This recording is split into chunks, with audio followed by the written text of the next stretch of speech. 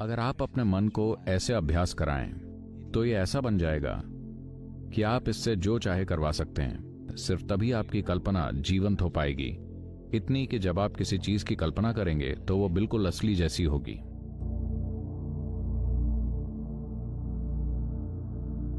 आपको यह समझना चाहिए कि ज्यामिति का सबसे बुनियादी आकार एक त्रिभुज होता है और यह सबसे स्थिर आकार है। सारे चक्र त्रिभुज होते हैं। हर चीज के अंदर मौजूद हर चीज को बुनियादी रूप से आप इसको त्रिभुजों में बांट सकते हैं, हर आकार को और हर रूप को। किसी स्पेस को आप जितनी ज्यादा स्पष्टता से कवर करते हैं, अगर आप इस शरीर को देखें, अगर आप इसके हर मिलीमीटर को त्रिभुजों से भर सकें तो आप उस खास रूप की ज्यामिति को समझने लगते हैं। अगर आपने बड़े त्रिभुज में बांटा तो आप पाएंगे कि शरीर के कुछ हिस्से छूट जाते हैं। हाँ, अगर मैं शरीर को 3 त्रिभुजों में या 5 त्रिभुजों में बांट दूं तो कुछ हिस्से छूट जाएंगे, अब उन्हें शामिल नहीं किया जा सकता, और कुछ खाली जगह होंगी जहां कुछ नहीं होगा, वो अंदर होंगी। तो अगर मुझे इनके सारे हिस्सों को त्रिभुज के आकार में लाना है तो मुझे इसके लिए 1 करोड़ त्रिभुज बनाने होंगे। इसको करोड़ों त्रिभुजों में तोड़ पाने के लिए आपको इस पर उतना ज्यादा ध्यान भी देना पड़ेगा। अगर आप इसे इस तरह से तोड़ें, आपको ये उतना तकनीकी रूप से करने की जरूरत नहीं है जितना मैं कह रहा हूं, लेकिन चाहे जैसे भी हो, अगर ऐसा होता है सिर्फ तभी आपकी कल्पना जीवंत हो पाएगी, इतनी कि जब आप किसी चीज की कल्पना करेंगे तो वो बिल्कुल असली जैसी होगी। इस चीज को आप जागते हुए करने से ज्यादा सोते हुए और बढ़िया करते हैं। अगर आप एक फूल या एक आदमी या एक औरत या एक हाथी या एक गैंडे को देखें तो उसे आप अपने सपने में बिल्कुल साफ साफ देखते हैं, है ना? देखिए, सोते समय आप जगे हुए होने से ज्यादा अच्छा कर लेते हैं, ये अच्छी बात नहीं है। अगर आप नींद में अच्छी गाड़ी चलाते हैं तो आप एक खराब ड्राइवर हैं। अब यही तो हो रहा है। नींद में आप किसी चीज की कल्पना बिल्कुल साफ साफ कर लेते हैं। ज्यामितीय रूप से आपने इसे बिल्कुल सही देखा है ना?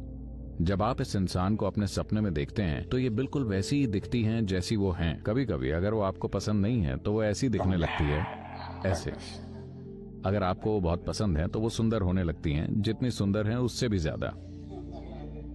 चीजें थोड़ा बढ़ चढ़ कर होती हैं, लेकिन ज्यामितीय रूप से कोई संघर्ष नहीं होता। हाँ, वो ऐसे अपना आकार खो नहीं देती। अभी अगर आप कल्पना करने की कोशिश करें तो वो सही रूप में नहीं आती। आप उस आकार को रोक कर नहीं रख पाते। इसका मतलब है कि आप सोते समय बेहतर ड्राइव करते हैं। ये अच्छी बात नहीं है ना?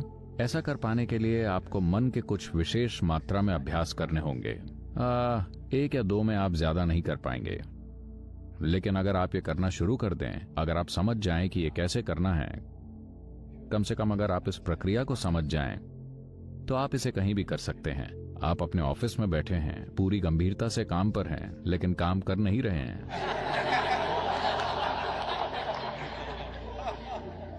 काम नहीं कर रहे हैं। अगर आप कहीं बैठे हैं, कोई चीज है, अब आप इस बर्तन को देखते हैं। आप इसे ज्यामितीय रूप से लाखों टुकड़ों में तोड़ सकते हैं और फिर से जोड़ सकते हैं। अगर आप अपने मन को ऐसे अभ्यास कराएं तो ये ऐसा बन जाएगा कि आप इससे जो चाहे करवा सकते हैं। जल्दबाजी मत कीजिएगा और ये वो या हर चीज मांगने मत लग जाइएगा।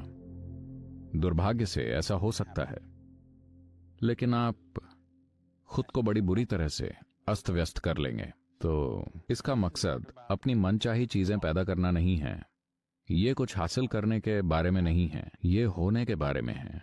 क्या आप इस अनुशासन को कायम रख सकते हैं? ऐसे नहीं कि आपके पास किसी तरह की काबिलियत आई और आपने वो मांगना शुरू कर दिया। मैं कह रहा हूं कि ये उस तरह के मकसद के लिए नहीं है।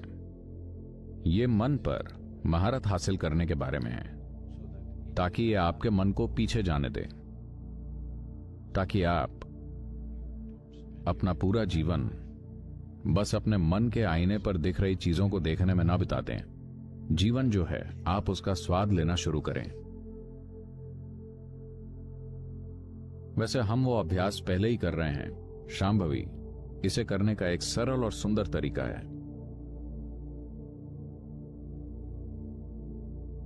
लेकिन मुझे यकीन है कि आप में से कई लोग वहां टिक नहीं पाते हैं। लेकिन अगर हम वाकई हर समय वहां होना चाहते हैं, तब मन पर थोड़ी महारत से ये अच्छे से होगा। ये बस आपको अपने जीवन में अपने मन से बड़ी किसी चीज तक पहुंच देने के लिए है। अभी यही बेवकूफ मन ही सब कुछ है। आप बस उन्हीं विचार और भावनाओं का अनुभव करते रहते हैं। ये बस आईने पर बने हुए चित्र हैं। उनका कोई महत्व नहीं है, कोई गहनता नहीं है। ये दो आयामी हैं, बस एक चित्र है। सारा जीवन की छवि देखने में निकलता जा रहा है। ये जीवन जीने का अच्छा तरीका नहीं है ना? तो ये एक और ट्रिक नहीं है जो आप दुनिया में करते हैं। ये ऐसी चीज है जो आप अपने अंदर करते हैं ताकि आप मन के पीछे की ओर निकल कर जा सकें। आपकी मन पर पर्याप्त महारत है। अगर आप फोकस करें तो ये छेदों को बड़ा कर देगा और आप जा सकते हैं। खैर, आप में से जिन लोगों के पास इसे करने का और ज्यादा आसान तरीका है, आप जरूर इसे करने के लिए कुछ गोलियां और दूसरी चीजें गटक रहे होंगे। ये हो सकता है यही सबसे बड़ी समस्या है। कभी कभी ये हो भी सकता है, लेकिन फिर उसके बाद आप अपने मन के छेद को भर नहीं सकते। बस यही एक समस्या है। यहां ये वैसा नहीं है। आप इतने बारीक बन जाते हैं कि आप मन से बाहर निकल जाते हैं। मन को पता भी नहीं चलता कि आप उससे पार निकल गए हैं। इसे उतना सूक्ष्म रखने के लिए काफी मेहनत करनी पड़ती है। मैंने ये बहुत जल्दी शुरू कर दिया था। मैंने तब शुरू किया था जब मैं 3.5-4 साल का था। इसमें कई घंटों तक फोकस करना पड़ता था। मैं नहीं जानता कि आपका जीवन कितना कीमती है। उतना ध्यान दीजिए। अगर आपको लगता है कि ये 1 मिनट के लायक है तो 1 मिनट। अगर आपको लगता है कि 1 घंटे के लायक है तो 1 घंटा। अगर आपको लगता है कि ये 24 घंटे के लायक है तो 24 घंटे। जो भी आपको लगे। जो इंसान केवल अपने मन की तस्वीरों को देख रहा है, उसके लिए कुछ नहीं बदलेगा। पुनरपि जननम पुनरपि मरणम, पुनरपि जननम पुनरपि मरणम। अंतहीन चक्र चलता रहेगा, लेकिन बदलेगा कुछ भी नहीं, क्योंकि आईने में कुछ नहीं बदलता। अभी किसके चेहरे की छवि दिखाई पड़ रही है, इससे आईने की क्वालिटी किसी भी हालत में नहीं बदलेगी। आईने के पीछे कौन है? अगर हमें पता होता कि आईने के पीछे कौन है, तब हम हर चीज को बदल सकते हैं। तब हम आईने को घुमा भी सकते हैं और इसे पूरा अंदर की ओर मोड़ सकते हैं।